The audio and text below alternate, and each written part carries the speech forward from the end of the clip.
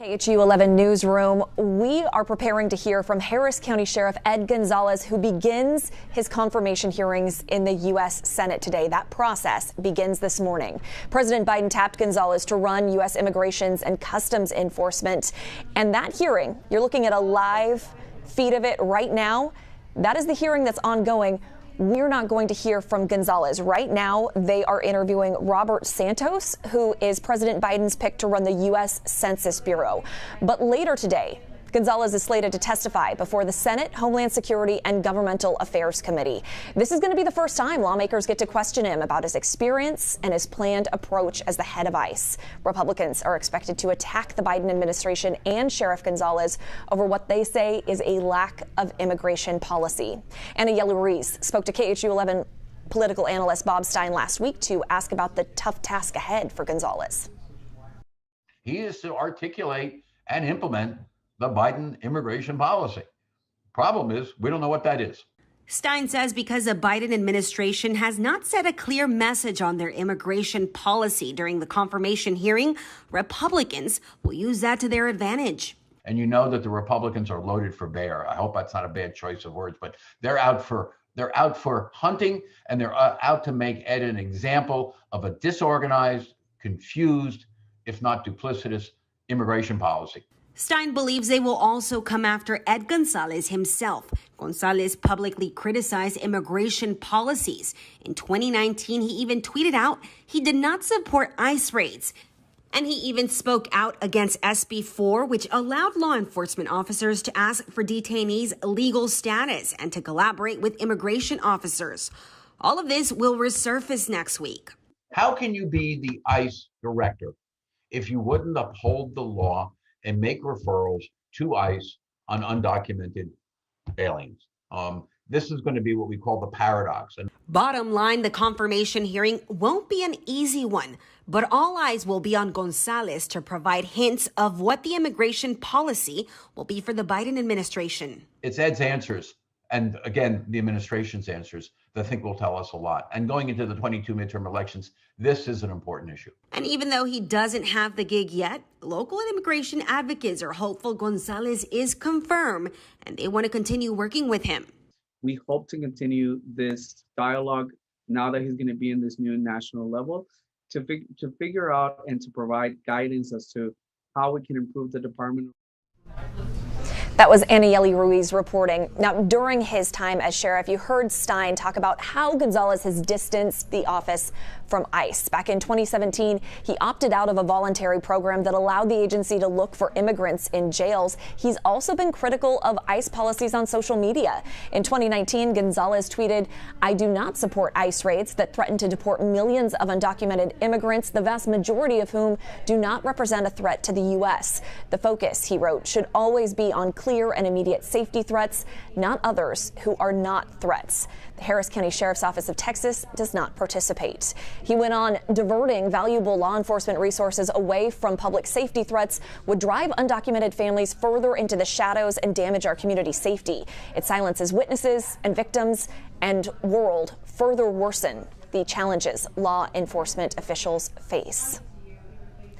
Now, as we wait for Gonzalez to testify before the U.S. Senate Committee on Homeland Security and Governmental Affairs, some details to note about his background. He was elected to the office of sheriff in 2016, becoming Harris County's 30th sheriff.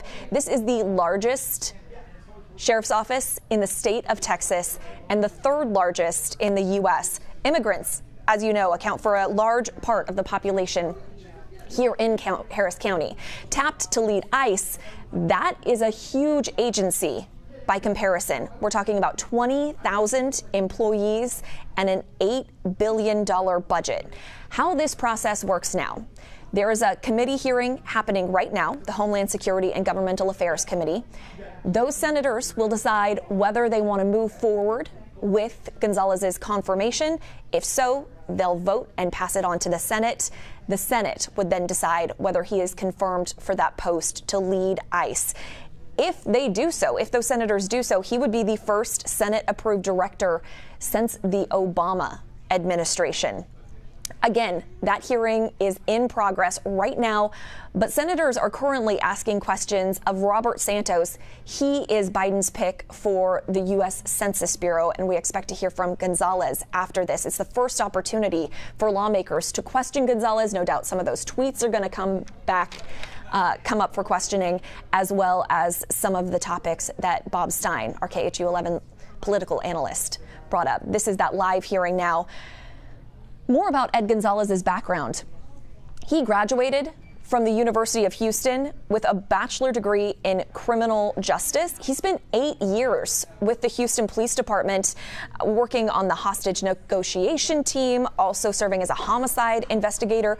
But he retired in 2019 and then served 3 terms on the Houston City Council and chaired the Public Safety and Homeland Security Committee there. Then in 2016, he was elected Harris County's 30th sheriff. Again, this hearing right now is the first step in the confirmation process for the man President Biden picked to lead U.S. immigrations and customs enforcement. First up, though, is Robert Santos, who was selected to lead the U.S. Census Bureau. We're going to go ahead and join this hearing in progress, and we'll check back in with you throughout the course of it. I understand the importance of data quality and the Census Bureau's role in providing data that nurtures our democracy, informs our people, and promotes our great economy. You see, Census Bureau data help weave us together to form a more perfect union. Although this is a political appointment, I am no politician. I'm a scientist, executive-level manager, a researcher, and a longtime supporter of the Census Bureau. In a 40-year career, I've held leadership positions in academic, nonprofit, and commercial research firms. I've conducted research for most federal agencies across many policy areas. I've held membership in scientific advisory committees from Census Bureau to CDC to national academies and others. I'm current president of the American Statistical Association, the world's largest association of statisticians. I was recently president of the American Association for Public Opinion Research. I've had the distinct honor of receiving the highest lifetime achievement awards from both organizations. I believe this body of work and recognition positions me well to lead the Bureau if confirmed. The Census Bureau needs a director who understands the critical role of providing quality data to our country. Society is in the midst of a technological renaissance, and the Census Bureau should leverage technological advances and innovate to create efficiency and effectiveness. If confirmed, I can set priorities and directions in this area. The Bureau also needs more transparency and independence to build public trust as it continues planning for the 2030 decennial census and completes delivering the 2020 census products. Career staff at the Census Bureau need recognition for the exceptional scientists that they are. The director must nurture a staff that has endured a tumultuous 2020. And finally, the director should cultivate lines of communication with stakeholders and with Congress. In closing, I'm incredibly grateful and humbled by the support I've received from the scientific community, my colleagues, my friends, and my family. If confirmed, I pledge to serve with humility, honor, and integrity. Thank you, and I look forward to your questions. Thank you, Mr. Santos.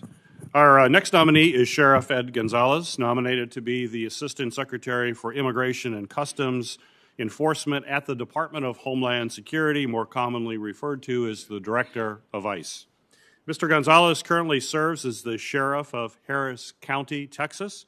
It's the largest sheriff's office in the state of Texas and the 3rd largest nationally. He began his law enforcement career as a civilian employee in the Houston Police Department, where he later became a police officer and rose to the rank of sergeant. He served on the elite hostage negotiation team and was assigned to the homicide division as an investigator. After serving 18 years with the Houston Police Department, Sheriff Gonzalez retired in 2009 to serve 3 terms on the Houston City Council.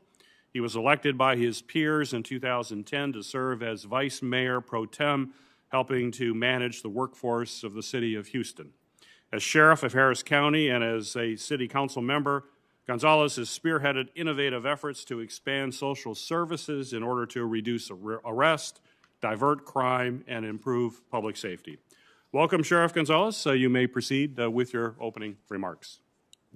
Chairman Peters, Ranking Member Portman, distinguished members of this committee, I am honored to appear before you to discuss my nomination to lead U.S. Immigration and Customs Enforcement, ICE. I want to thank President Biden for nominating me, Secretary Mayorkas for his confidence in me, and this committee for considering my nomination. I also want to express my love and gratitude to my parents, both hardworking children of immigrants. My father was a self-taught welder. He never finished school or learned how to read and write. He made up for it by outworking his competition, and he raised me to value education and hard work as the keys to achieving the American dream. My mother owned a modest beauty salon where she showed me the power of community, service to others, personal responsibility, and strong relationships. My parents taught me to love our country, not only for the land of opportunity that it is today, but also for what it aspires to be. My wife, Dr. Melissa Gonzalez, is a lifelong educator and administrator in academia. Her love and support have been my foundation throughout my career, and together we have built a family that includes our smart, strong, and talented daughters. America has shown the world that it's not only possible to survive, but thrive as a nation that welcomes those seeking a new home and a better life through hard, honest work. We have proven that people from varied backgrounds cannot just coexist, but rally around common values and a shared dream of always doing better. With that said, the American dream relies upon the rule of law and a functioning legal immigration system. I have been proud throughout my career as a law enforcement professional to uphold our nation's laws. If confirmed as ICE director, I will be responsible for 20,000 dedicated men and women who work every day to guard against threats to our national security, public safety, and safeguard the integrity of our borders. This includes ICE's critical investigative mission through HSI, as well as enforcement and removal operations carried out by ICE ERO. Theirs is a difficult and often thankless job, but leading such a team would be the honor of a lifetime. I chose a law enforcement career because I care deeply about the neighborhoods I grew up in, their people, the businesses, schools, and houses of worship. When you have such a love for your home, your community, and your country, you want to give back, and so I chose to protect and serve. I first started as a patrolman in the Houston Police Department, working my way up to the roles of homicide detective and hostage negotiator over nearly 2 decades. In each of these 2 roles, I have been privileged to keep our community safe from harm. In 2009, I took my next step in public service. I ran for the Houston City Council and went on to serve 3 terms representing my neighborhood. I also served as Houston's Mayor Pro Tem, a role that gave me the opportunity to help manage the operations of the country's 4th largest city. I championed proposals to equip our peace officers with the tools, training, and resources they needed to keep our community safe, while working to improve social services to address the root causes of many police calls. In 2016, the people of Harris County elected me to serve as their sheriff. The Harris County Sheriff's Office is the largest in Texas and the 3rd largest nationwide, with over 5,000 employees protecting 4.5 million residents within a 1,700 square mile area. In that role, I have been no stranger to serious challenges, leading our agency's hurricane rescue operations in 2017 and leading our office's efforts to manage the COVID-19 pandemic in our community and in our jail system since 2020. As sheriff, I have partnered with ICE, the FBI, DEA, U.S. Marshals Service, U.S. Attorney's Office, and other federal agencies in order to investigate and prosecute crimes that span multiple jurisdictions and counties and countries. If confirmed as ICE director, I look forward to building on these partnerships to make our community safer while working closely with communities to ensure ICE is able to carry out its mission. If confirmed, I look forward to working with this committee under the direction of Secretary Mayorkas in pursuit of these missions while upholding the highest principles of law enforcement public service. I pledge to keep communication open and to respect your oversight and guidance. Thank you again for considering my nomination. I look forward to your questions. Thank you, Mr. Gonzalez. Ranking Member Portman, you are recognized for your opening remarks. Thank you, Mr. Chairman, and thank you to Mr. Santos and Sheriff Gonzalez for your willingness to serve and for your statements today. The Census Bureau, Mr. Santos, as you know, provides a critically important service to our nation, and you talked about that in your opening statement.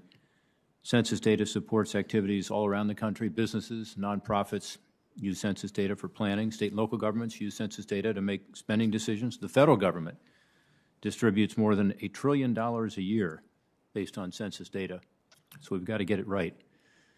And then, of course, census data supports the redistricting process, which is an essential part of our nation's democracy, and it is especially timely the Census Bureau be more responsive with regard to this responsibility.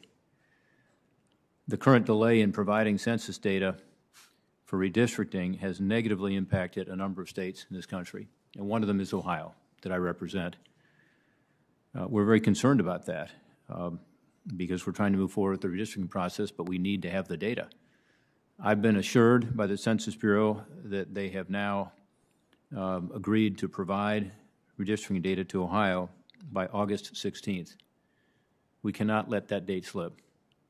The Census Bureau must meet that deadline. Mr. Santos, I look forward to hearing your thoughts on this issue as well as your views on the many other challenges facing the Census Bureau. Sheriff Gonzalez, you and I discussed yesterday the Director of ICE position is very important for a critical agency and deserves careful consideration by this committee, which has oversight over Department of Homeland Security. It's particularly important today because by any measure, we have the worst crisis at our southern border that we've had in at least 2 decades. The numbers are overwhelming. In May, more than 180,000 migrants were encountered at our southern border. June looks to be even higher from the preliminary data that we've been able to hear about. The number of migrants apprehended at the border has risen every single month since President Biden took office. And we are told that more than 90% of those migrants are crossing unlawfully and dangerously often between our ports of entry. Border Patrol agents also estimate, but generally do not report monthly, the number of migrants who evaded apprehension. I think they refer to people as those who got away. This is a conservative estimate that likely undercounts the true numbers. But we are now seeing record estimates of those not apprehended at the southern border, those who got away. In March and April of this year, the Border Patrol estimates 70,000 migrants evaded apprehension by its agents. We don't know who these people are. I traveled to the southern border earlier this year. I was in El Paso, where I have been before. I watched families who were enrolled in the Migrant Protection Protocol as one example, the MPP program. And these were families who were in Mexico pending the adjudication of their asylum claim. Under the new administration, they were brought into the United States. I saw it. They were released into the country, and an ICE officer personally described to me what the parole process is like that I witnessed in real time. Instead of giving these individuals a court date and saying, you know, your asylum claim is being adjudicated, you need to show up at court at this time, at this place, what they said was, we're giving them a piece of paper, and I saw the piece of paper. And the piece of paper simply had ICE offices listed on the back. And I said, well, how do they know which ICE office to go to? And the answer was, we don't know where they're going, and we're not suggesting where they go or certainly telling them where they go. They can go wherever they want in the United States, and we're just giving them these offices so that when they end up where they end up, they'll hopefully have an ICE office near them that they can go to. I was shocked because I was told that people were given a court date and told to go to the court. but that's not what's happening. So, I talked about this, but I just think our system is broken, and we've got to fix it. Otherwise, we'll continue to be a pull factor. I was just in Ecuador, which, by the way, sends more migrants to our border than Honduras now. I was just in Guatemala, which, of course, is one of the 3 countries that has been traditionally sending the most women and children, unaccompanied kids in particular.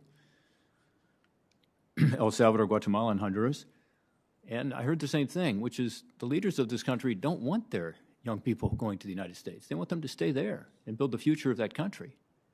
And they don't like the fact that we have a system in place that provides this pull where if you get to the border and claim asylum, you're allowed, in the vast majority of cases, some say all, but let's say the vast majority of cases, to simply come into the country. And if this is the protocol where you say you don't even have to show up for a court date because we're not even giving you one, we're not even telling you where to go, I just don't understand how the system's going to work. In 2019, we had a surge, and it was largely unaccompanied kids, as you recall, because you were on the border, and I know you understand this issue very well. But I'm told that ICE has returned virtually none of those unaccompanied kids, none of them. They're all still here. And so it's no wonder that the coyotes can go and exploit that situation and charge these families the kind of money that we can't even imagine, because, for them, $10,000 is not just their whole life savings, it's the mortgage on their house, it's everything they have. And then, unfortunately, many of these young people and families are abused on the way to the border. It's a dangerous situation, even short of the desert crossing that's often dangerous in and of itself, as you well know. And so it's a system that's not serving anybody well right now. So I have very deep concerns about it, as you know. Anyway, I later checked in with ICE to ask them, by the way, where the migrants had gone who I had watched go through this process, who were told to check in with ICE. And ICE was unable to tell me exactly how many migrants had checked in with ICE to receive a court date. We've asked for this information repeatedly, and we've been told it's simply not available. So we don't know. As we all know, cooperation between our federal, state, and local law enforcement is critically important to keep our nation safe. In 2017, Sheriff Gonzalez, you made a decision to end the department's voluntary compliance program with ICE. This voluntary compliance and the cooperation, known as the 287G program, has helped remove a lot of dangerous criminals from our communities. You've also stated that you still allow ICE to work inside the county jail, but you have spoken out forcefully against Texas law that mandated cooperation with ICE. So I am concerned, as you know, from our conversation, about whether it would be appropriate for you to lead an agency that you've been so critical of. Even if the border crisis ended tomorrow, ICE is going to be dealing with the ramifications of this border crisis for many years to come. And as you have noted to me, a lot of people are coming to this country on visas and then overstaying their visas. So it's not just about the border, it's about ICE's broader responsibilities. As I've said many times, we are a nation of immigrants, and we're proud of that. And we welcome immigrants to this country in a legal, proper manner, and we should. We are a generous country, and we should be. But we also have to have immigration laws that are clear, enforceable, and allow people to come here legally, properly, and in a humane way. Our committee looks forward to hearing from both of you, and thank you for, again, your willingness to serve. Thank you, Ranking Member Portman. There are 3 questions the committee asks of every nominee. I'm going to ask each of you to respond briefly with just a yes or no. We'll start with Mr. Santos and then Mr. Gonzalez. First, is there anything you are aware of in your background that might present a conflict of interest with the duties of the office to which you have been nominated? No. No. Second, do you know of anything personal or otherwise that would in any way prevent you from fully and honorably discharging the responsibilities of the office to which you have been nominated? No. No.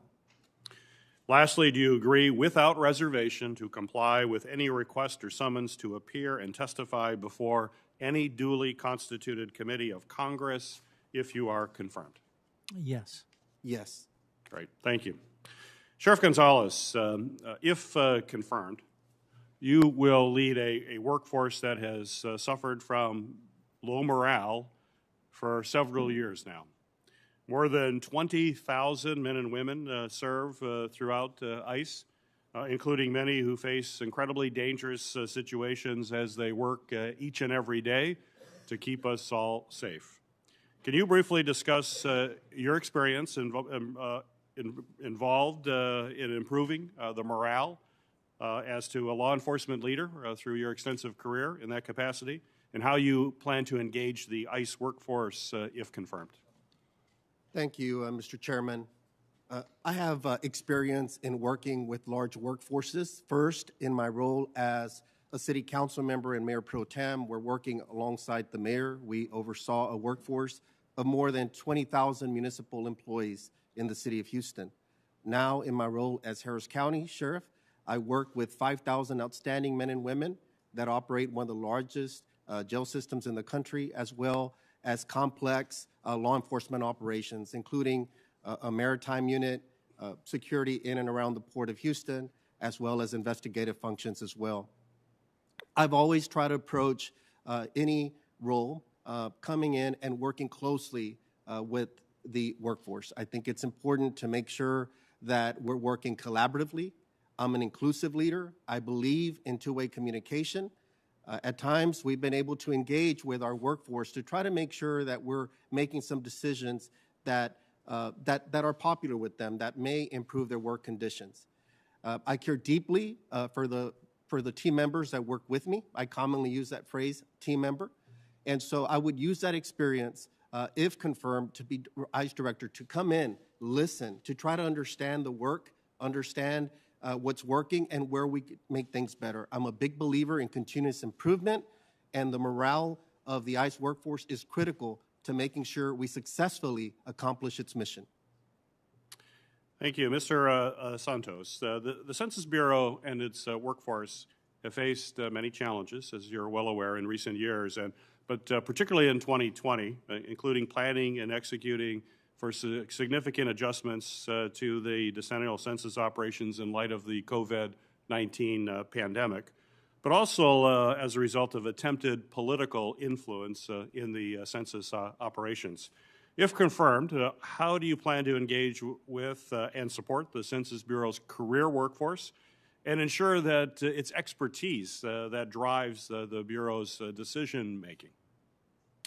Thank you for that question, Senator. I highly value the career staff at the Census Bureau. They represent some of the best scientists in the country, some of the best operations people, and I understand the tumult that they underwent through operationalizing the 2020 census and responding to that.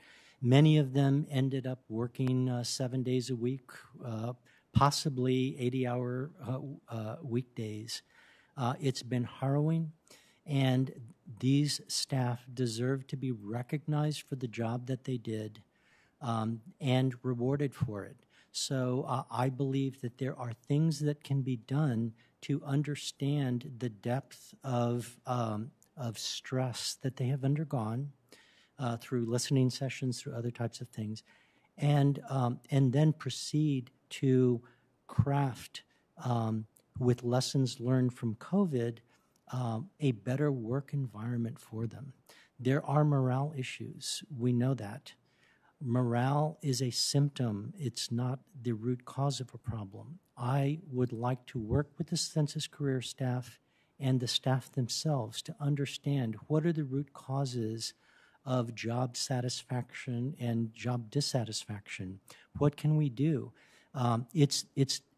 There's typically the standard, we can give bonuses and raises and such, and that's very good, and that can be leveraged. But the benefit of those types of rewards really wears off quite quickly. It's more rewarding to provide individuals an opportunity to find an additional research path, or given COVID and the way that folks have learned how to actually work better at home, provide flexibility in terms of work at home, remote work, and things of that sort.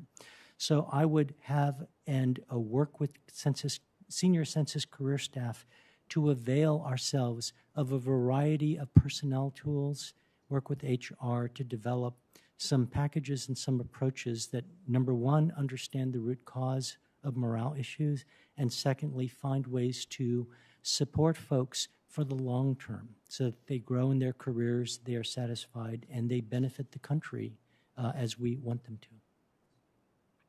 Thank you. Sheriff Gonzalez, as you know, ICE's law enforcement mission is extremely broad. And one critical piece of that is dealing with human trafficking. In fact, ICE's Homeland Security Investigations, or HSI, is responsible for overseeing a wide effort within DHS to combat human trafficking. So my question to you is, can you tell us about your experience in this area and how you would approach HSI's work to combat human trafficking in this country? Yes, Chairman. I do have vast experience in investigating human trafficking matters, human trafficking crimes. First, obviously, as a patrolman and later as an investigator, working many of these complex investigations over the years. I have direct experience of how these cases or these criminal networks operate, having arrested many throughout the years. In my role as City Council, as Chair of the Public Safety and Homeland Security, I worked very closely with then Mayor Anise Parker as we launched her first ever office dealing with human trafficking, and we elected a wonderful leader, Minal Patel Davis, that's still in place today, to really help formulate a plan for the city of Houston that was very holistic and really considered a lot of the interrelated factors. That's been a success, and that office remains today. Now, as Harris County Sheriff, we're often seen as a hub for human trafficking.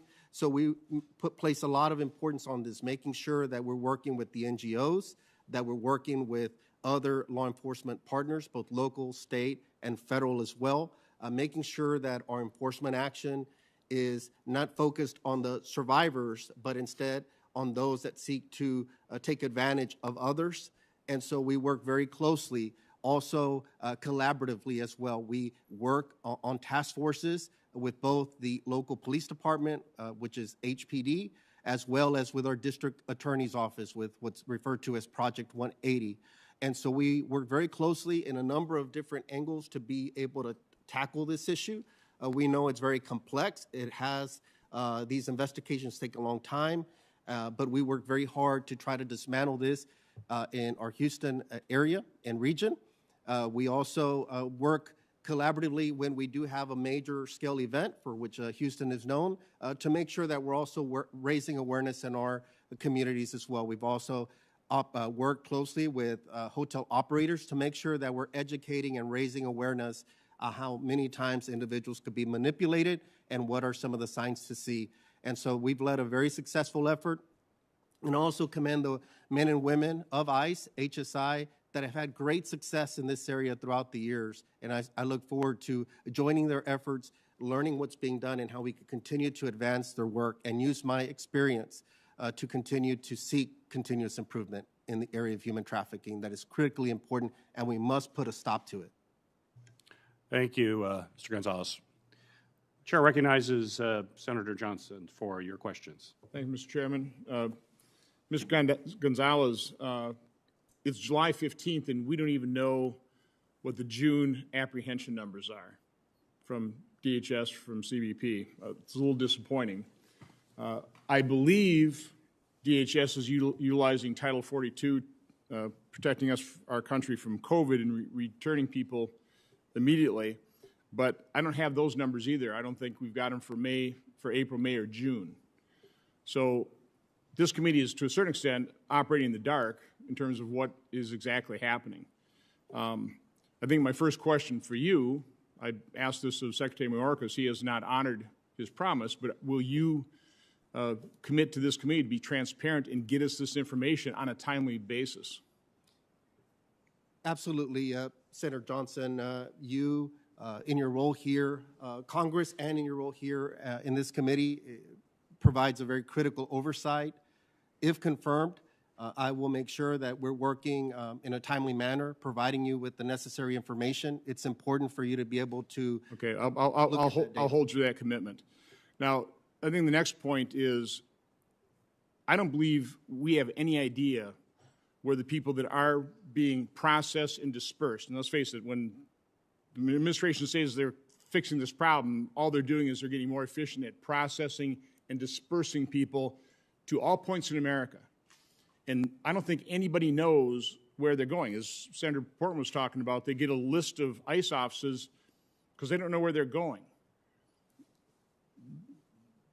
I think that's absurd. Do you agree with me that we have no idea where these people are going? Senator, it is concerning to not have that information. Do you think states and cities ought to be told when a airplane full or a busload of people that have come to this country illegally and are being dispersed by DHS, do you think they ought to be told when they're getting a batch of these individuals? I think coordination with local, state partners is very important. That's something I've experienced with, and I think it is important to make sure we're communicating information with them and sharing. But we're not sharing that with any state or local government, are we? I'm not in the role yet. Well, when you were sheriff of Houston, did DHS tell you that, by the way, a busload's coming up from McAllen, we're going to terminate it and drop these people off in Houston? Were you ever told that? No, sir. How much experience did you have in Houston with gang activity? I have a great deal of experience. I've worked on gang murders before that had obviously a gang nexus, as well as currently we operate in a number of different avenues to combat gang crime in our community. Which were the prominent gangs in Houston that you dealt with? We have some of the local ones like Tango Blast. It's known, the Bloods, the Crips, Southwest Cholos, MS-13. We have a variety, just like many other jurisdictions. So under my chairmanship, we held a hearing on MS-13, and it was chilling, to say the least, the brutality of that gang.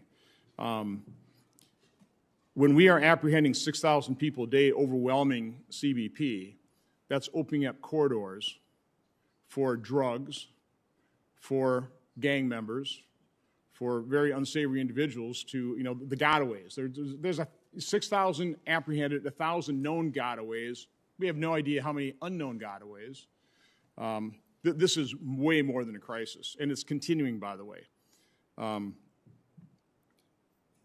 What percent of the individuals do you believe are going to show up at an ICE office, having been dispersed with just the address of a few ICE? I mean, do you think a high percentage of the 6,000 people a day, if we end Title 42, they're going to be dispersed? Do you think they'll show up in an ICE office? If confirmed, I would want to understand what criteria CBP is using, what information they're gathering. Ultimately, they make those decisions on NTAs in comparison to NTRs. And so I would want to see what criteria and then what information is being utilized so we could work effectively so that we can keep an eye on the security of our homeland. Again, we don't even know where they're going. So we don't know where they're going. We haven't given them a notice to appear. We just give them some, let's face it, very few, if any, are going to show up. So again, 6,000 people a day, no notice to appear, dispersed to all points of America, which we don't even know where they're going, and we're not providing any notice to state and local governments. That's what's happening. So let's talk about the unaccompanied children. I talked about gangs earlier. What we don't talk about very often is the fact that when we talk about unaccompanied children, I certainly think of 2- and 3-year-olds, right? We see all the pictures. The press always shows the pictures, at least during the last administration. But the fact is, 70% of those unaccompanied children are 15, 16, or 17 years old. They're not 2 and 3 years old. That's a very small percentage. Another fact is that 70% of them are male.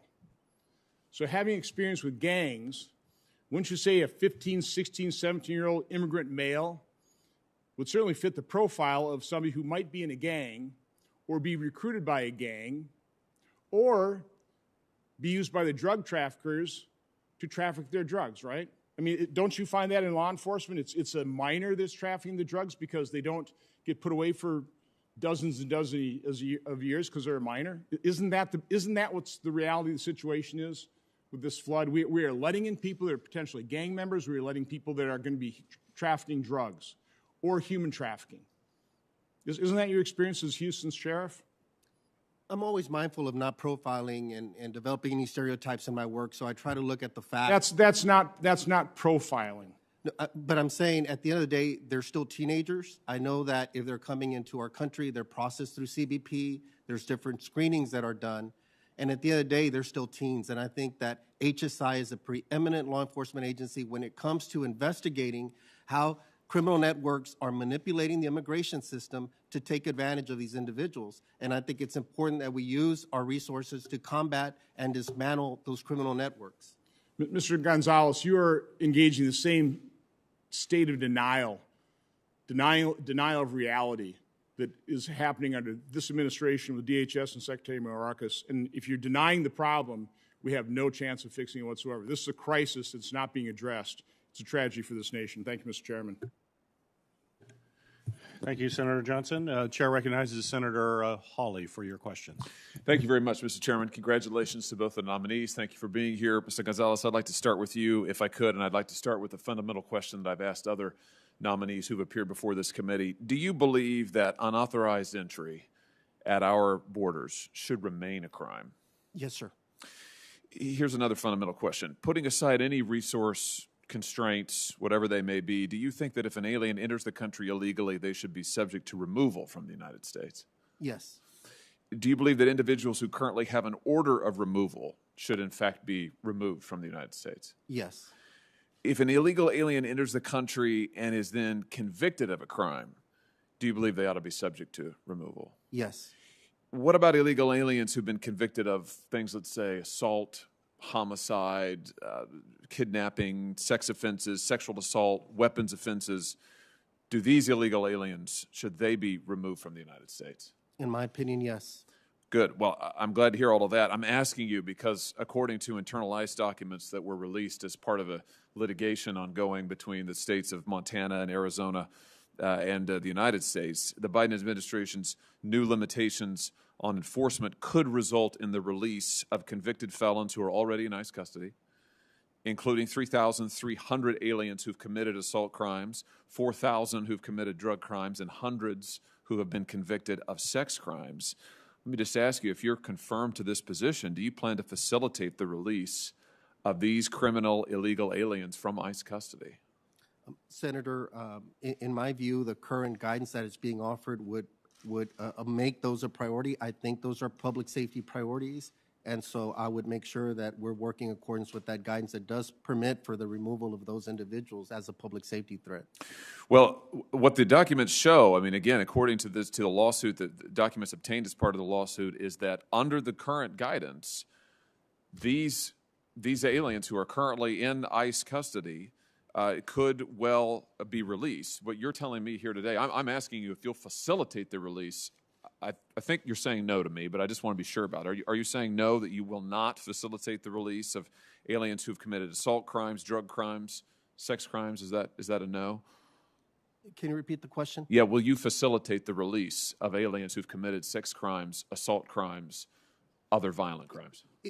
If the premise of your question is that it's under some type of legal action that's taking place, I know that part of the guidance included that consideration that there is ongoing lawsuits and other things. I would work in accordance to the law with what I'm allowed to do, and if there's a court order that orders me to remove them, otherwise I would go with the guidance that we have, which allows me, if confirmed as ICE director, to be able to remove them. I see them as a threat. If it's under my authority, I would move to remove them. So would you make it a priority? Let me ask it this way. Would Yes. you make it a priority to remove aliens who've been convicted of these crimes? Yes, to me, those are serious crimes. Okay. Would you agree with me that criminal illegal aliens who have, by definition, committed these crimes that we've been talking about, if they're released back into our communities, they are, at least some of them, are likely to be recidivists and to commit other crimes. I mean, I'm sure you've seen this in your own experience as sheriff. Would you agree with that premise? Yes. And therefore, it's important to remove them and actually make sure that they are not released to the public. Do you agree with that? Yes, public safety is always my North Star. Okay, with regard to the administration's recent decision to effectively end deportation of those aliens who entered illegally prior to November 1st, 2020, isn't this just a free pass for those who have entered, who arrived here over 6 months ago? I mean, I don't understand this. Give me your view. I mean, this sounds like a free pass to me. Isn't this a free pass for anybody who came before November 2020? The ones that came before, in my understanding of the guidance that's been offered, doesn't preclude anyone still that's here unlawful to not be still removed. So I think that it's still there. I think it's just a matter of prioritizing key areas, and I think that it doesn't preclude anyone that's here unlawfully from being removed, in my opinion. Okay, good. So you would be, I think you're telling me that you would attempt to enforce the law and to remove those who came to this country illegally in violation of our laws before November 1st, 2020. Is that correct? Part of the role of ICE is to conduct enforcement operations. I think that those obviously have to be prioritized when we're considering limited operations and resources. I think that we do that every day. There's a lot of crimes on the books, but it's a matter of trade-offs. It's making sure that we're focusing on a strategic approach that goes after those individuals that do pose the greatest danger to the integrity of our border, public safety, and national security. But here's my problem with the discussion about priorities. Since this administration has come to office, the number of ICE arrests has plunged. It has plunged. The Trump administration, I think, arrested over 6,000 people. 6,000 arrests per month on average in the final months of the last presidency. There were 10,000 a month before the pandemic. So far, this is according to the Washington Post, by the way, so these are public numbers. So far in this administration, ICE officers have made about 2,500 arrests during the Biden presidency. Now, that's a dramatic drop in difference. It sounds to me like what's being prioritized is not the husbanding of resources. What's being prioritized is not arresting criminals and not arresting people who are here illegally. What I'd like to get from you is a commitment that you will vigorously enforce our laws that are on the books and will make ICE's mission to do so a priority. Can you give me that commitment? Yes, sir. I am familiar with the article. To me, the one data point, in my experience, I would like to see more data to see what other factors may have played into that to better understand the numbers. It is concerning. So I would make sure, then again, that if we're being strategic and we're prioritizing properly, that we could go after those individuals that pose the greatest threat to our communities. I think that's reasonable and appropriate, but we would be aggressive in going after them. Let me ask you this. Do you agree with ICE's current policy of requiring ICE officers to receive pre-approval from senior leadership before they make a lawful arrest? I think that under the priorities that are listed, they do not require any kind of approvals. I think it's laid out that they could still use their own discretion on those. And others, it doesn't preclude them from taking action, but they would have to work in concert with the regional directors, the field directors, to make sure that it falls in accordance with the priorities and that they've looked at other criteria. Well, with due respect, I mean, working in coordination with before you take action sounds like pre-approval to me. I mean, do deputies in the Harris County Sheriff's Office need pre-approval from you before making lawful arrests? No, sir. This is my last question, Mr. Chairman.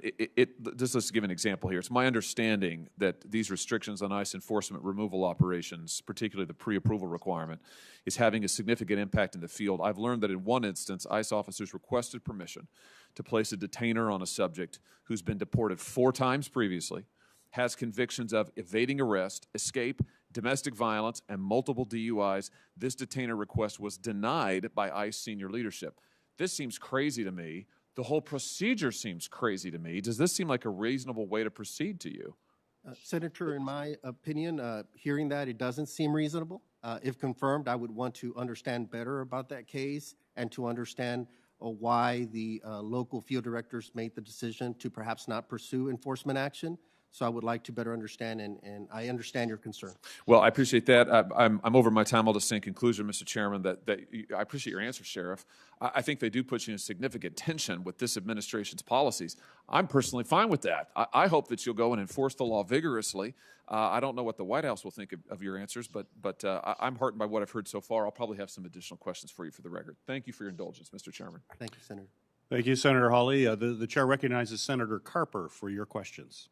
Thanks, Mr. Chairman. I want to thank Mr. Santos for his willingness to share, serving the role of Director of U.S. Census Bureau, and your willingness of Sheriff Gonzalez to serve as the head of ICE. And I have a couple of, I've asked a lot of yes or no questions, gentlemen, but I'm going to ask about three of them of Sheriff Gonzalez today to start this off. And if you'll just basically give me a yes or no answer, I would appreciate that. At the direction of Secretary Mayorkas, ICE is prioritizing, I think, as you know, for folks who pose a threat to our public safety for enforcement. Do these priorities take away from ICE's ability to arrest anyone who enters the country unlawfully? Just a yes or no. No. All right, second question, do you believe that local jurisdictions should cooperate with ICE when it comes to apprehending criminals who pose a threat to our public safety or national security? Yes or no? Yes, sir. And lastly, do you believe that ICE should be abolished? No. All right, you're 3 for 3. Let me talk a little bit about root causes. As my colleagues in this committee know, I'm a big root cause guy. I believe that until we address the crime, corruption, the lack of economic opportunity that drives folks in Central America and Northern Triangle and other places, we don't, unless we address those drivers to make the journey north, we're going to continue to see migrants arriving legally or illegally at our borders 10 years from now, 20 years from now, 30 years from now. Sheriff Gonzalez, I'm pleased to hear that you are also a root cause guy, just like me. And like a number of my colleagues, I'm also pleased to hear that you are a collaborator by nature, because the importance of collaboration cannot be overstated when it comes to advancing the mission of ICE, an agency that's been lacking a Senate-confirmed director for over, listen to this, 4 years. That being said, if confirmed, how will you work with your DHS and law enforcement counterparts in addressing root causes relevant to the mission and work of agents at ICE? Please. Thank you, Senator. I appreciate it. As you mentioned, I'm a collaborator by nature.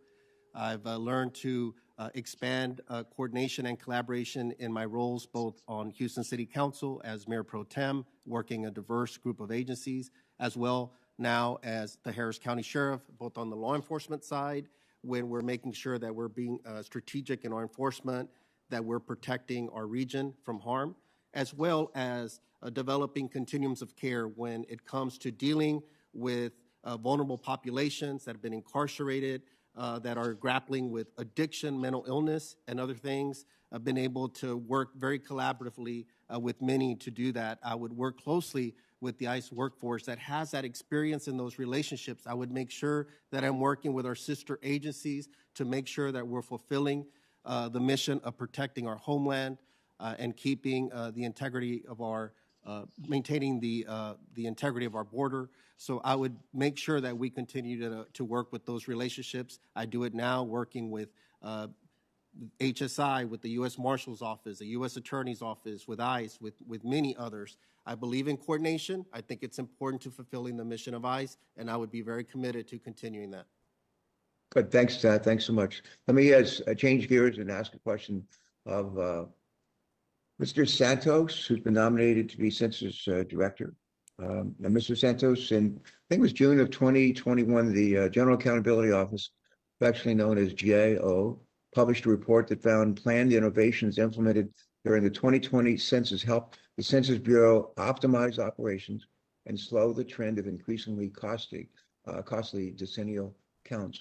At the same time, the report made 3 recommendations for improving the way the Census Bureau tracks and measures the benefits and cost savings attributable to specific innovation areas.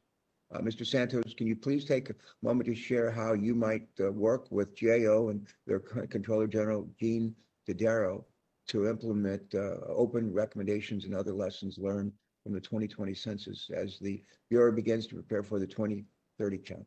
Go right ahead. Thank you, Senator.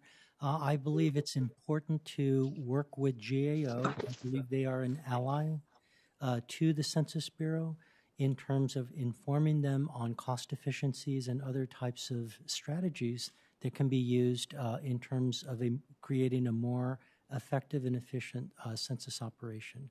I also believe that GAO represents one of a number of stakeholders that can and should be consulted in order to get their ideas, their innovations that they offer in order to consider for the upcoming 2030 census.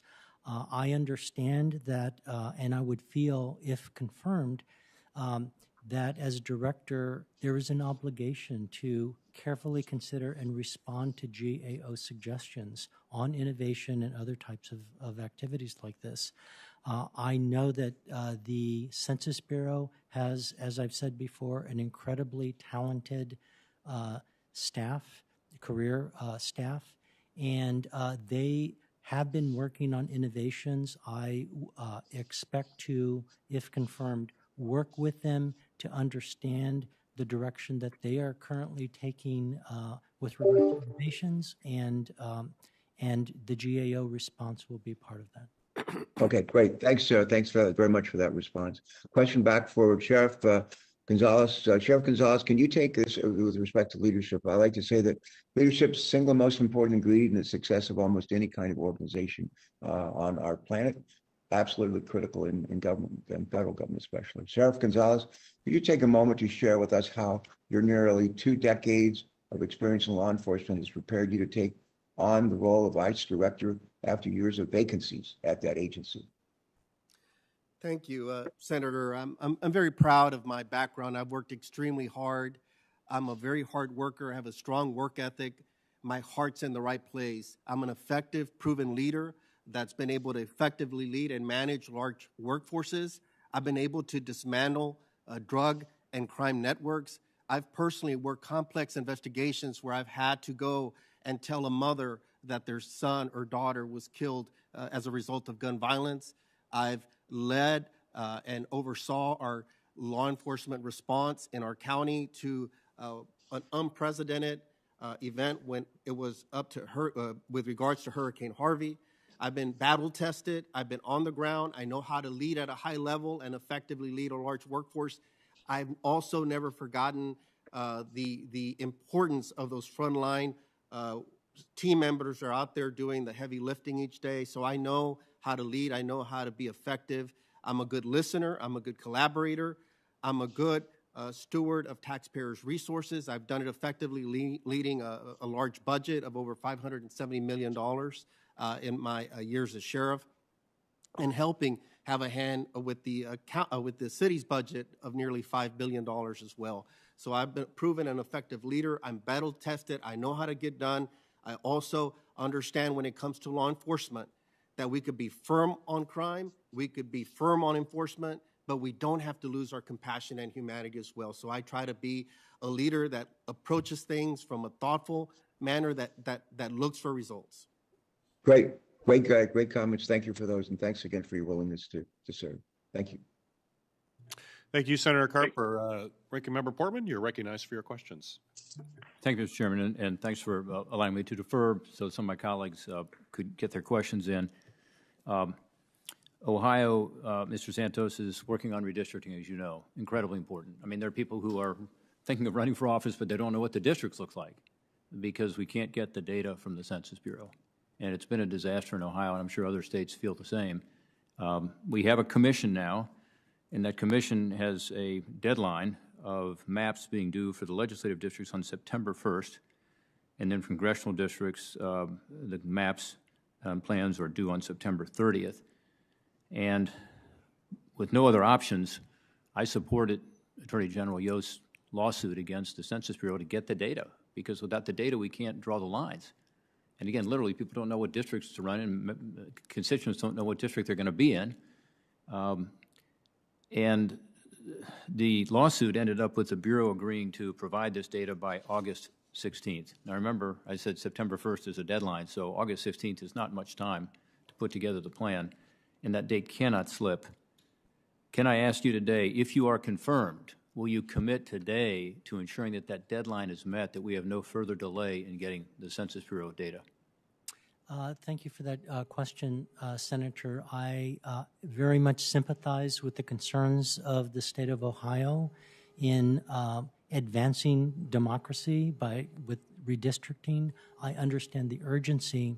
I also understand the importance of having accurate information in order to make the critical decisions that drive our democracy. I also understand the timeliness. Timeliness is an element of data quality that it has only relatively recently been recognized as something that's crucial and that we need to take into account when we're developing data products. So I am with you in terms of wanting to produce data by the dates that have been committed to. I have full confidence in the Census Bureau, the career staff, the excellent data processors. Mr. Santos, so let me cut to the chase, if I could, with apologies for interrupting you. I agree with everything you said, but I need a commitment. Will you commit to meeting the August 16th date? That's what I'm asking. Yes or no? I will commit to trying to meet it as much as possible. I do not have the information right now to know where the Census Bureau is. Well, it's a court-ordered deadline.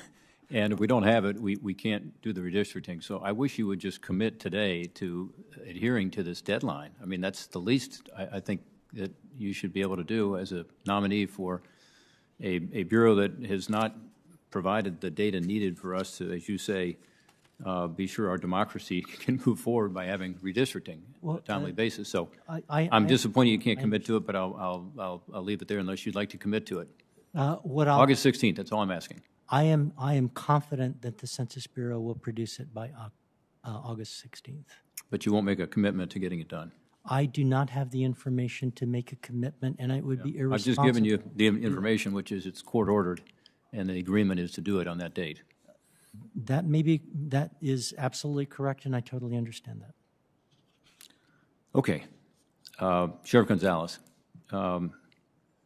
As you know, ICE has a longstanding principle to establish and maintain these partnerships with state and local law enforcement to bolster effectiveness in executing the ICE mission and our country's mission to ensure we are protected by ICE. One of these programs is called the 287G program, which allows trained local law enforcement to partner with ICE to cooperate on removing dangerous criminals from the United States. As Harris County Sheriff, why did you terminate the 287G agreement with ICE in 2017? Thank you, Ranking Member Portman. For me, I made a thoughtful decision. I considered a number of different factors. When I first began as county sheriff, I was inheriting a budget that was $8 million in arrears. So I had to look at the monetary component of how my resources were being utilized. I think an effective leader needs to look at their resource allocation. Two, that this was a voluntary program, so I was working in an amicable manner in coordination with the local ICE director to making sure what the impacts of my decision would be. And I had to consider, obviously, the local realities as well and the importance of local law enforcement also working with a diverse immigrant community. I also wanted to make sure that we continue to remain focused on having the avenues necessary to arrest serious offenders in our community that impact our public safety. So ICE has always maintained a presence to this date inside our facility. We work in a coordinated manner when it comes to that. There's never been any issues. I've never declined a detainer. So this concerns me on 287G. Would you, if confirmed, want to terminate the 287G program? You don't think it works well? You didn't want it in your own county? Would you want to terminate that program? For me, it was a local decision. I know my question is, would you want to terminate the program? That would not be my intent. You have made comments saying that You would like to terminate, you're proud to have terminated the agreement with ICE. You wish the Harris County Sheriff's Office didn't have to cooperate with ICE as mandated by Texas law, what you were talking about a minute ago. In response to a question about ICE officers being in a Harris County jail, you said, quote, ICE were there when I arrived. I ended the 287G program that I committed to do. We can get away from that. And then you said, I advocated against ICE before. I think it's unneeded, and I think it's a bad law with regard to the Texas law mandating cooperation with ICE. You said if ICE determined someone had previous history with it, then it's ICE's purview. I wish it wasn't like that, but it is. You know, I've talked about this, but I'm just concerned about a potential leader of ICE having these views about ICE and what the effect would be on the morale of the individuals. Do you stand by those statements today, or do you wish that ICE, the organization you are seeking to lead, would receive cooperation from local law enforcement? Ranking Member Portman, thank you for the question. I do want to add a little bit of context in regards to those comments. That was with regards to a state law, and I believe in local control, and that was being mandated by the state legislature as a mandate on local law enforcement. And I felt that as a elected leader in my county, I best understand the reality on the ground, my area of responsibility, and the experience of working with local communities. And so my perspective on that issue was based, or my comments were focused on the mandate that it was being mandated by the state legislature on local law. Sheriff, my time is expiring. I'm going to leave you with one question. Please, if you would get back to me on the record. We don't have time, unfortunately, to get into this in detail, but the arrest records, want to know what your view is on that. When the executive order was issued on inauguration day by President Biden saying no deportations for 100 days, no longer an emergency at the border, we saw a huge drop in ICE arrests. During the last administration, from October to January of 2020 to 2021, we had roughly 24,000. I've talked to you about this, and then the February to May numbers we have are about 10,000. It's about a 58% decrease with the same budget in ICE arrests. So if you can comment on that, are you concerned about that dramatic decrease in ICE arrests following the executive order, coupled with, you know, the worst half year we've had in 20 years in terms of unlawful crossings at the border? So I would appreciate a response in writing to that if you don't mind. And again, I appreciate your past service, and for both of you, thank you for your willingness to step forward. Thank you, Ranking Member Portman. Thank you, Ranking Member Portman. Senator Hassan, you are recognized for your questions. Thank you so much, Chair Peters and Ranking Member Portman. Thank you both for this hearing, and to both of our nominees, thank you, and thank your families for your willingness to serve. This is a team effort, and we appreciate you stepping forward very much. I have two questions for you, Sheriff, and then one question for you, Mr. Santos. To Sheriff Gonzalez, U.S. Immigration and Customs Enforcement manages three operational components, including Homeland Security investigations. Homeland Security investigations is a critical component of ICE, responsible for vetting immigrants, as well as investigating transnational criminal and terrorist organizations, cyber crimes, the online and international exploitation of children, human trafficking, and transnational drug crimes. If confirmed, how will you ensure that the Homeland Security investigation's important missions, including its work fighting the substance misuse crisis, continues to be a priority? Thank you, Senator. All those issues are critically important. If confirmed, I would work very closely with the personnel that's in place to understand that threat landscape and get updates on where we're at, and then trying to see how we could best lead a strategic and targeted response to all of these different challenges that you mentioned. HSI is the preeminent law enforcement agencies when it comes to being able to understand how cartels are utilizing the different migration paths, for example, and taking advantage of others. So want to see how we could dismantle those networks. That would be critically important. And then making sure we're working with our partner agencies in an effective manner to make sure that we're tackling all these various issues, including the issues, as you mentioned, like fentanyl, which is a concern in Harris County for me. Yeah, thank you so much. Yes, the influx of fentanyl is a critical issue for the entire country, and we're seeing, as you know, a huge increase in overdose deaths. So I would look forward to working with you on that as well. Sheriff, I'm going to follow up with something we talked about the other day. New Hampshire is home to a group of Indonesian immigrants who have lived in the United States for many years. Many came here fleeing from religious persecution. Many of them do not have green cards, some because they were given bad legal advice years ago. They are important members of our community at this point, people who have worked jobs, paid taxes, raised their families in New Hampshire.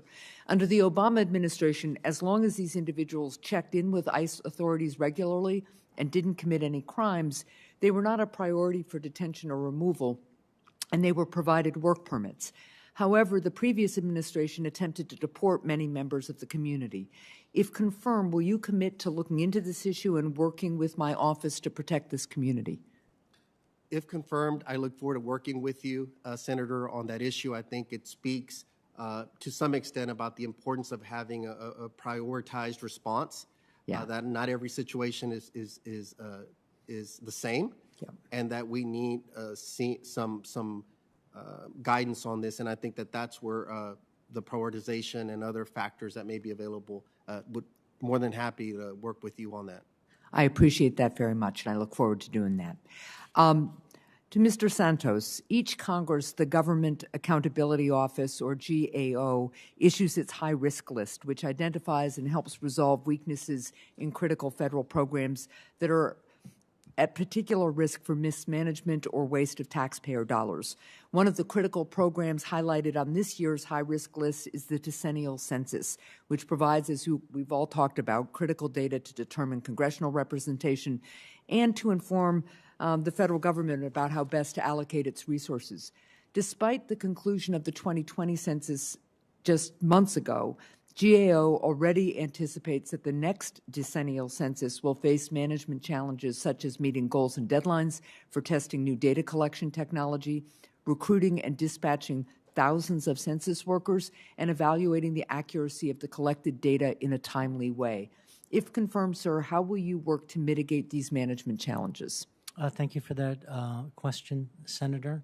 I will work with the Census Bureau staff who has been eagerly and earnestly planning the 2030 census.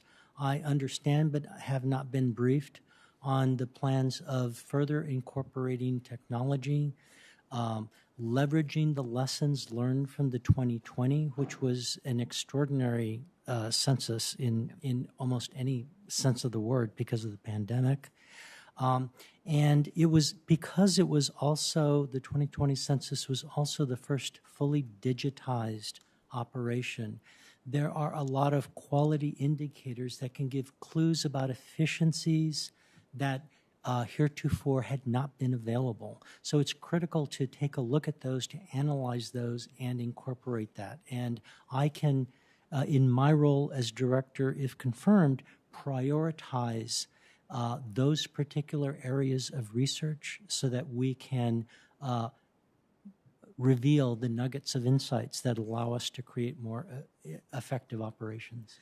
Well, thank you for that. Now, what I would look forward to doing is staying in communication about the challenges that have been identified, what you believe you can glean from this research and new data, so that we can improve management, but also an ongoing conversation with Congress so that we are preparing to have as an effective and efficient next census as is possible. Thank you. I would very much like to do that. Thank you, Senator. Thank you very much. Mr. Chair, I yield the remainder of my time. Thank you, Senator Hassan. Senator Scott has agreed to temporarily postpone his questions so that Senator Rosen can ask her questions, who I know has another meeting to get to right away. So, Senator Rosen, you are recognized. Well, thank you, Senator Scott. I really appreciate that. I owe you one there. Thank you, Chairman Peters, Ranking Member Portman. I also want to thank Sheriff Gonzalez and Mr. Santos for being here today. I really enjoyed speaking with both of you earlier this week. And I know that Senator Peters has brought this up, but I want to build on this a little bit. Sheriff Gonzalez, of course, I appreciated the chance to discuss how it's been increasingly challenging for ICE to recruit and retain qualified, responsible agents over the last few years. I know you agree that it's important to maintain high standards for ICE personnel and screen recruits appropriately during the hiring process to reduce the chance of corruption and misconduct, of course, which have plagued the agency in the past. In Nevada last year, we saw a worst case scenario when reporting revealed that a core civic employee at the company's Southern Nevada Detention Center was actively participating in a neo-Nazi website, expressing interest in starting a white supremacist group as well. This is absolutely unacceptable, particularly for an agency that works disproportionately with the underrepresented minority and vulnerable undocumented communities. So going forward, how will you ensure that ICE properly screens for individuals who embrace white supremacy or frankly, other dangerous ideologies? And what are your plans to conduct a human capital needs assessment to identify those needed improvements in both recruiting and retention?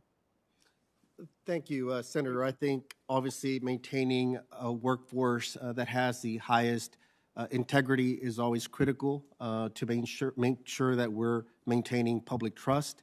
This is something that I work with on a regular basis, leading a backgrounds and recruiting operation within the Harris County Sheriff's Office, as well as my previous work when we were trying to attract talent to the city of Houston in my role on city government. This is something that we're always working. In fact, I met recently with my team to see how we could do better with our screening protocols, making sure that we're onboarding the right leaders into our agency. I know across the board nationally that many law enforcement agencies are also grappling with this, not only the initial onboarding, but further check-ins throughout their career to make sure that things somehow aren't getting gone sideways in some way or no longer fit the mission of the agency when it comes to a team member's behavior. And so this is something that I would commit to understanding more and working with you to work with you through those concerns if confirmed to be the director. Appreciate that. And I want to move on too to talk a little bit about your the ICE's contracting practices, because last year we all heard about a frankly shocking, and the criminal medical procedures performed on women without their consent at the Irwin County Detention Center in Georgia that LaSalle Corrections managed. So I was relieved to hear earlier this year that the Irwin County Detention Center would be closing. Of course, we've heard similar serious complaint about the health and safety of detainees at other facilities owned and operated by private companies. So if confirmed, what policy changes are you considering, or would you consider regarding ICE's contracting practices, particularly in the realm of with respect to the health and safety practices for detainees? Thank you, Senator. If confirmed, the health and safety of our facilities is paramount, not only for those that are under our care, but also for our workforce as well. So I understand the critical nature of it. I operate one of the largest jail systems. It comes with many challenges, so I'm quite attuned to those challenges and working with a team to work through those challenges. I also understand the complexity of working with a very detailed oversight body when it comes to the review and inspections of our jail facilities. I understand that under ICE, they own and operate directly 5 facilities, but there are other facilities that where there are contracts in place. In total, ICE operates with, I believe, 4 different sets of standards, so it's very complex operating and overseeing a system that big. So I would want to understand what oversight and safeguards are in place to make sure that there are certain standards that are being met. We had experience, or I had experience in this early on in times when we've had to outsource temporarily into other facilities, private facilities. It's a practice that generally I'm not in favor of. We're currently not outsourcing any inmates in our facility. So this is something that I would want to make sure, and that's sometimes my concern with private facility is understanding the oversight of that and making sure we're holding folks accountable to maintaining those high standards. So this is an area of concern. I've heard stories of some of the inhumane treatment, and that would not be in alignment with the vision that I would have for ICE if confirmed. So I would commit to make sure that we're reviewing that very closely, Senator. Thank you. I want to quickly, in the minute I have left, to turn to Mr. Santos and talk a little bit about breaking down the language barriers. I mentioned before in this committee, I do applaud the Bureau for providing resources, materials, in 59 non-English languages, but the census questionnaire itself was only available in 12 non-English languages. It excluded a large number of our South and Southeast Asian languages spoken by our AAPI communities, not just in Nevada, but all across the country. My office has also heard that seniors and other underrepresented populations had trouble completing the census questionnaire due to a lack of broadband access and technological literacy. Which was really a particular problem because we did experience postal delays last year. And of course, there were a lot of fears around that as well. So Mr. Santos, how are you going to address some of the broadband technological issues, the language issues? How do you intend to minimize those if confirmed? Well, thank you for that question, Senator. I believe that all voices need to be heard when it comes to a decennial census, as well as the massive survey programs and data collection programs, which are the other part of the census that Bureau that folks don't often recognize because they are incredibly important to our economy and understanding our people. In terms of getting to individuals of different languages, it's important to tailor designs. To tailor approaches, to understand the situations that people are in. Often it's not enough to simply translate a form and pass it on. There are issues of cultural relevance. What is the reading level of the populations that we're going after? Ultimately, it demands research so that we can take the various populations in the wonderfully diverse United States that we live in and tailor different approaches to different individuals to maximize their chance of participation. That includes not only translations, it includes outreach, it includes talking to stakeholders and getting their buy-in. It includes a whole variety, a large toolkit that need to work together in order to create the strategies and practices and protocols that Thank you. Will achieve. I see my time's expired. I just want to be mindful of Senator Scott, who was kind enough to yield to me. So we'll take the rest of the questions and answers off the record. Appreciate that. Thank you, Senator Scott. We'll see you later. Thank you, Senator. Thank you, Senator Rosen. Senator Scott. All right. Thank you. First off, congratulations to both of you for your nominations and your willingness to serve. So my questions are for you, Sheriff. First off, thank you law enforcement is very important. You know, as we talked about yesterday. Yes. One thing we talked about yesterday, could you talk a little bit about the importance of enforcing the law and complying with the law? And we talked a little bit about something I've been surprised at, which I think you probably will be a little bit, is at the federal level, and I don't know if it happens much at the county level, but people just decide what laws they're going to enforce and what laws they're not. And can you give me your thoughts on that? Yes, sir. For me, I think it's important to respect the rule of law. It's been obviously my life's work from all my adult service in law enforcement. So it's something that to me is very fundamental. I know it's an important American ideal as well, just as our immigration system is as well. And I think it's one of America's great success stories, or immigration. But I think that it's also a paradox sometimes because we also need to make sure we're maintaining the rule of law. So you probably talked a lot about the border today. You know, when I think about the border, I think about you saw the little 14-year-old Nicaraguan boy that was left in the desert and, starting, the Utah, he's asking for help, just left for, guess to die. And then you saw the two little Ecuadorian girls, 3 and 5 years old, they just dropped, over the wall. You can't, you're just, you got kids and grandkids. Your heart goes out to these people. And so in your position as running ICE, is there anything that you will be able to do to try to make sure those things don't happen? Because it's disgusting for these little kids. You just can't. Your heart goes out to them. Yes, thank you, Senator. You're right. I think that it's important, in my opinion, to always lead in a humane and compassionate way.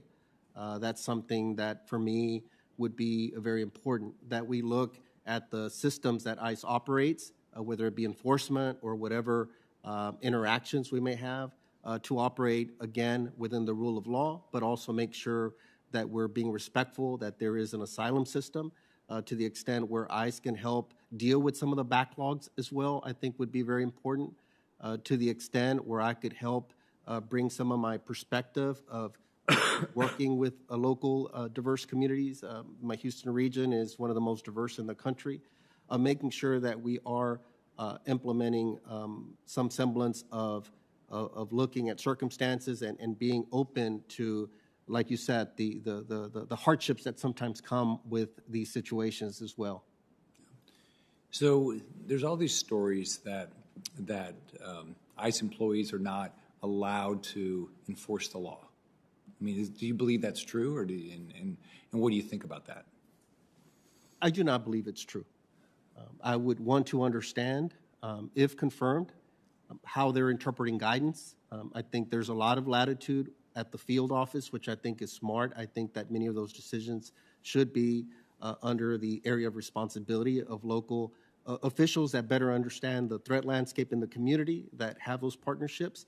So I would want to understand, again, in my reviewing of the guidance that's been offered, I think that there's ample latitude for us to be effective and get the job done. It doesn't preclude anyone from being, obviously, a focus of enforcement if it meets the priority areas. In all the different jobs you've had, have you ever had a situation where somebody you work for told you not to enforce the law? In my experience, I haven't. Yeah. How would you handle that? If somebody said, "Look, we know what the law is, but we really don't like that, so we want you in this new job not to enforce it," how would you handle that? I understand that it's concerning. I know that in the past there's been priorities that have been given to ICE in the past and in previous ICE administrations as well. And my understanding is at the time they weren't universally popular. I think it's important to understand within the confines of our work, limited resources, making sure that we're being effective in our enforcement. And so I would want to also understand the quality of arrest, make sure, though, that we're listening to the ICE workforce. It's my understanding that that's what Secretary Mayorkas is doing now, is engaging with the ICE workforce and other sister agencies to make sure that he's getting a full understanding of concerns and other things. And I hope that that informs his thoughts on this matter. So, so your background is law enforcement. How important is it for local law enforcement to work with ICE? And what do you believe you're going to be able to create a relationship where law enforcement will want to work with ICE going forward? Absolutely, yes, sir. I do see many possibilities. I think we could move forward in a positive direction. I've talked to many counterparts across the nation. I think it's important to understand some of the successes and also where we could do better. And if confirmed, I would want to see how we could be a better partner to fulfill the mission and making sure that I believe in working in coordination. I don't think one agency can work alone. We have to depend on others. And I think that it's important that there always be a good coordination, especially with local law enforcement for deconflicting purposes and other reasons as well to maintain our public safety. So assuming you get confirmed and you're there for 2 years, what would you define success? For me, if confirmed, I would welcome the opportunity and consider it an opportunity of a lifetime to be able to work with the men and women of ICE. I would like to see where we've become a strategic agency, a preeminent law enforcement agency that works effectively, that is prioritized, because I think that it's a reality of managing.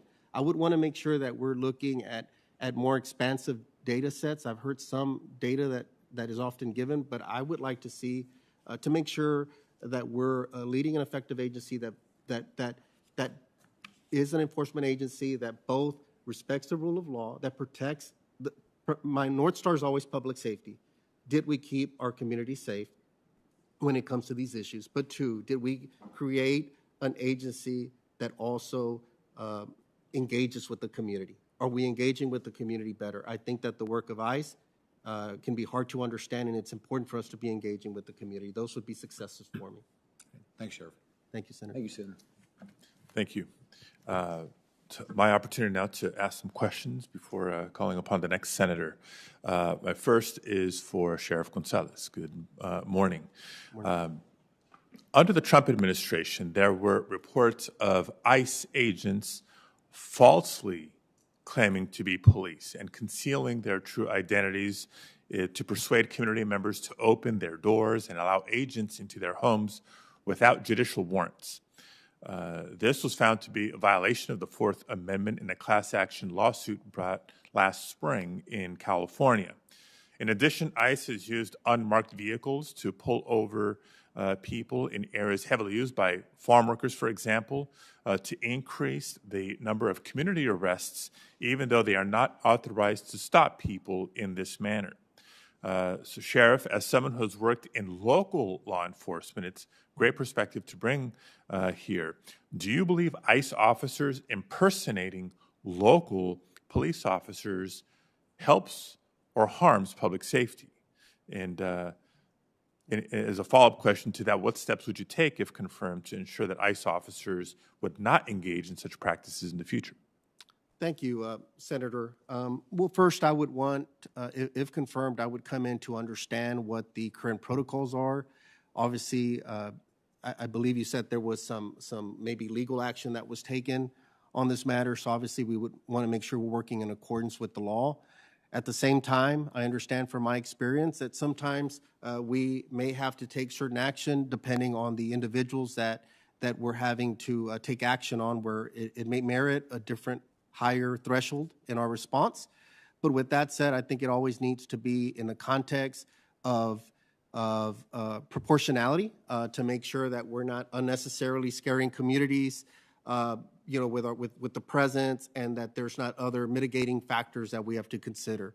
It's important that ICE does not work in a manner that in any way intentionally just seeks to terrorize communities or anything of the sort. I think it's important for us to be a professional agency that could take care of its done effectively. I want to make sure that the men and women of ICE that have to carry out these actions are safe, that the community is safe, and that we could do it in a lawful, orderly way as much as possible.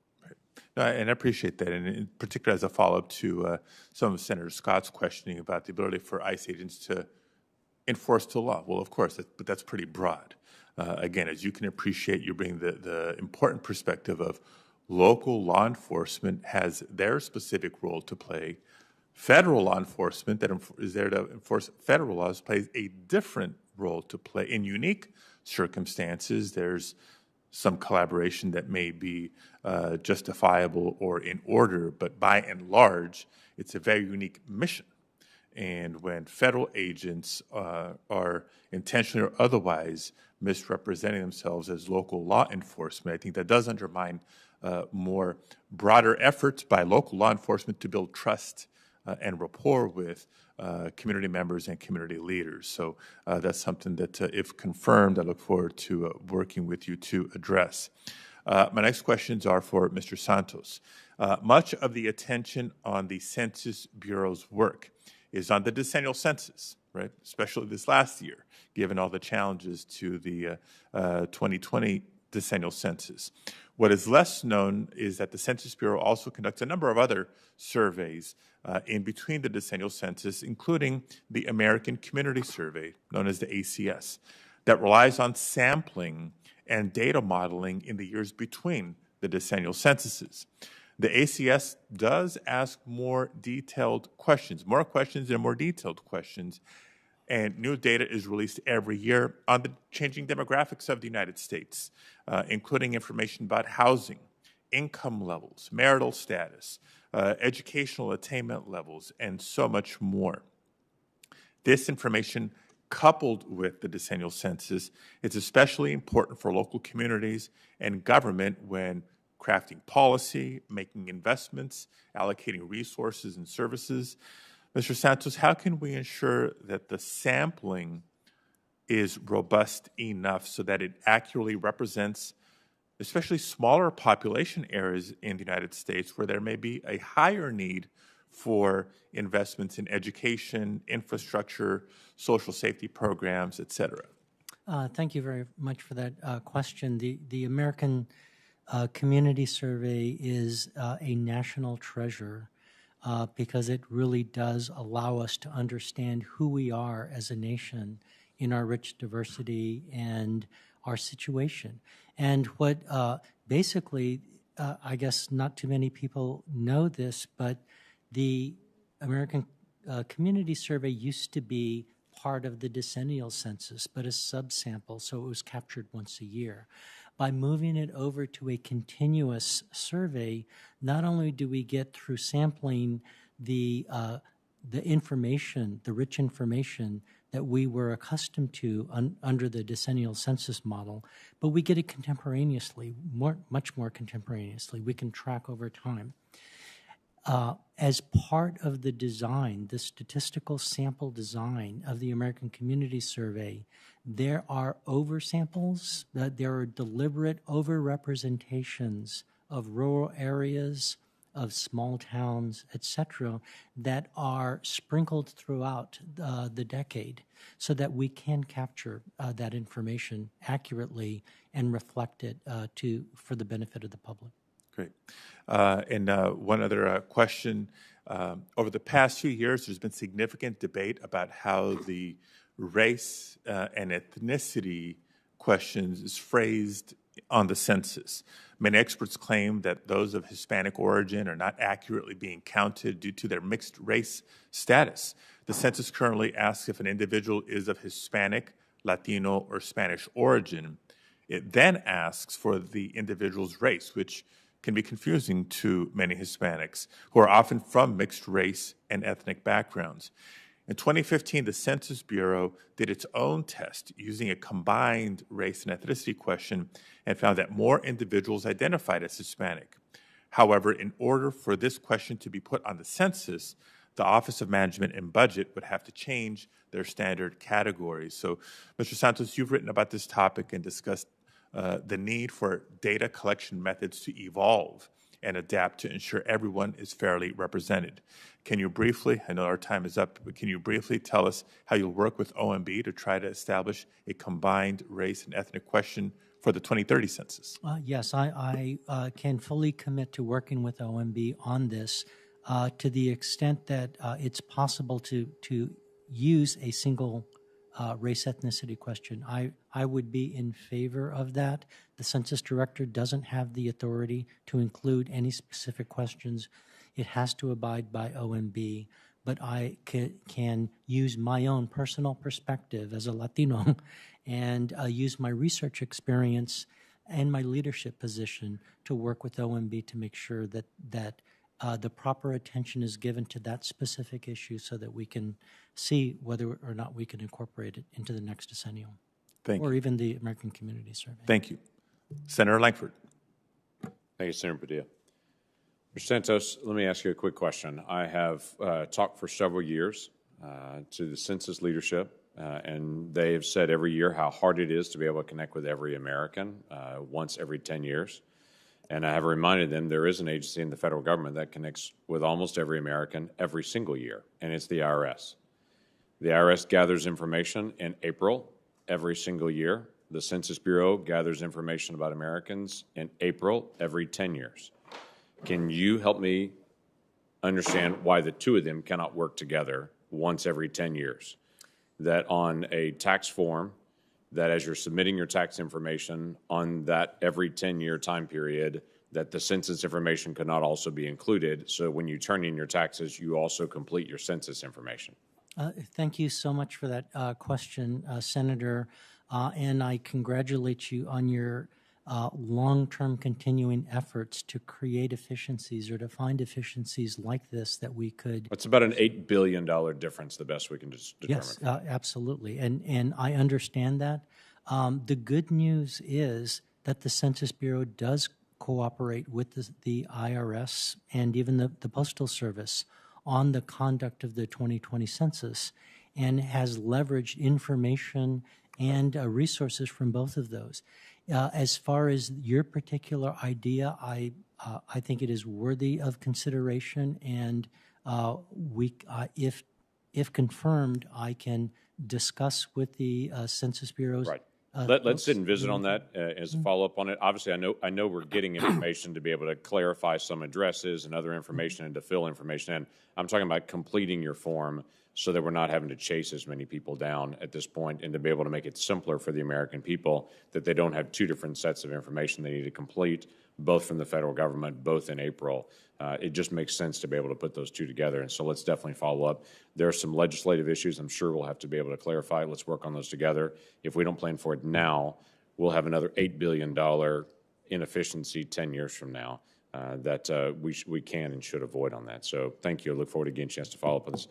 Sheriff Gonzalez, good to be able to see you again. Thanks for getting a chance to come by the office so we can get a chance to be able to visit. I know you've had multiple questions on this in the past.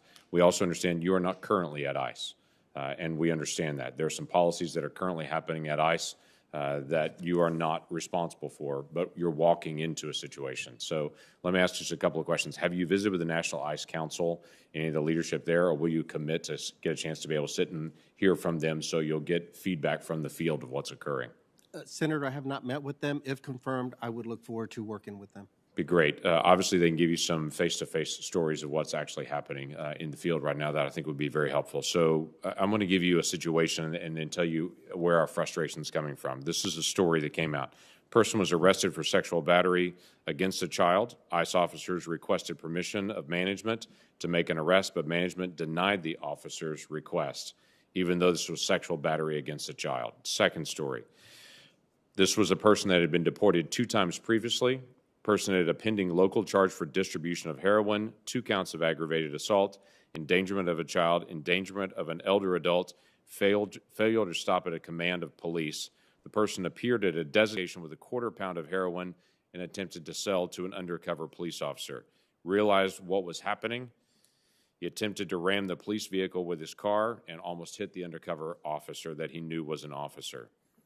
That person had a woman and a baby in the backseat of their car during the heroin sale. ICE declined to lodge the detainer on that individual. As I've mentioned to you before, the current policy is they cannot make an arrest without reaching out to regional leadership.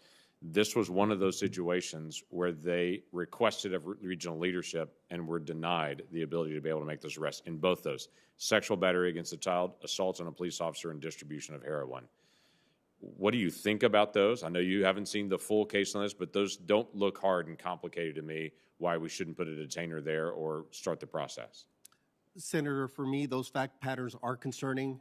To me, I can identify several serious public safety concerns. If confirmed, I would want to have more information on those particular cases, and then also understand from the local field directors, regional directors, on why those decisions were made not to pursue enforcement action. It seems to me that on those fact patterns that it would have been appropriate. I haven't seen anything in the guidance that would preclude that from happening, but again, I would want to understand more specifics about what happened and why. So thank you for that. I would hope for that. In the past, ICE, when they've gone to be able to make an arrest of an individual, they were aware that it was a criminal alien, met the criteria there when they arrived. If they happened to be with 3 other people, 2 other people, 1 other person that was not legally present in the United States, those individuals were also detained as well. Should that be continued as a policy, or should it only be literally if you encounter 4 people that are in this place that are not legally present, you only actually detain the 1 person and the others you just ignore? Senator, for me, again, I think it's a matter of prioritization. I think that with any agency that has limited resources, manpower, and other considerations, I think that it's appropriate to have priorities.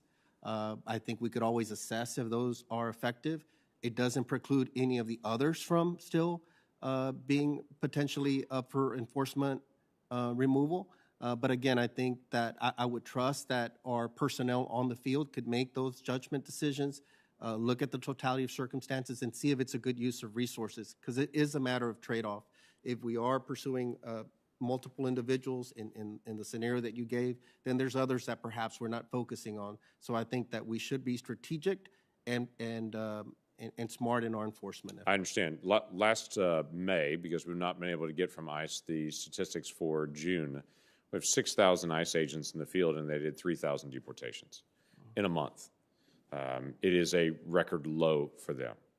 So clearly, they're not overworked at this point. In fact, the ICE agents that we interact with are pretty frustrated, saying that they're the ones being handcuffed currently, not able to actually do law enforcement, or they're being told by regional leadership, no, that doesn't meet the standard. You need to stand down, even though you know this person has multiple DUIs, sexual battery of a child, assault on a police officer, whatever it may be. They're requesting to be able to go and actually interdict, and they're being told, no, they cannot do that. So the challenge is, obviously, that sends a signal to people that are here that are not legally present that ICE is really not going to enforce the law. And as you mentioned earlier in your testimony, if someone is not legally present here, they're not legally present here. This has been part of the challenge to be able to say, who do we actually engage? So I'm not asking to go pursue and to go door to door through neighborhoods. I'm saying if an individual is found to not be legally present, they are a criminal alien that we are in pursuit of, and actually go interdict. They're also with another person that was clearly not legally present. Do we ignore one and not pick up the other one, and pick up the other one? Yes. Again, Senator, I think that it's important for us to be strategic and be thoughtful in our enforcement. I think it's important. I think at the end of the day, just making arbitrary decisions like that everyone that's often referred to as collateral poses a serious threat. I think we run the risk sometimes of perhaps taking someone that may be a business owner, that may be and I'm not saying that preclude, that they're hands off, but what I'm saying, I think it's a matter of looking at the totality of circumstances. I just believe that a prioritized approach is reasonable. Sure, I understand a prioritized approach. I'm not talking about, again, doing massive sweeps. I'm just trying to figure out where this is going, because if again, we know someone is not following the law and we just ignore it, then we have a law that we're not applying at all.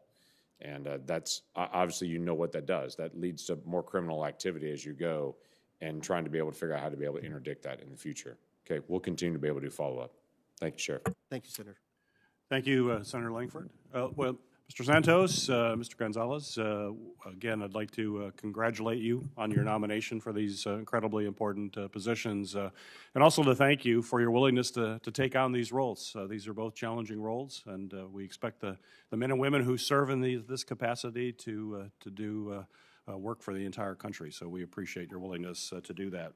For the record, both nominees have made financial disclosures and provided responses to biographical and pre-hearing questions submitted by this committee. Without objection, this information will be made part of the hearing record, with the exception of the financial data, which is on file and available for public inspection in the committee offices. The hearing record will remain open till 12 p.m. tomorrow, July 16th, for the submission of statements and questions for the record. And with that, this hearing is now adjourned.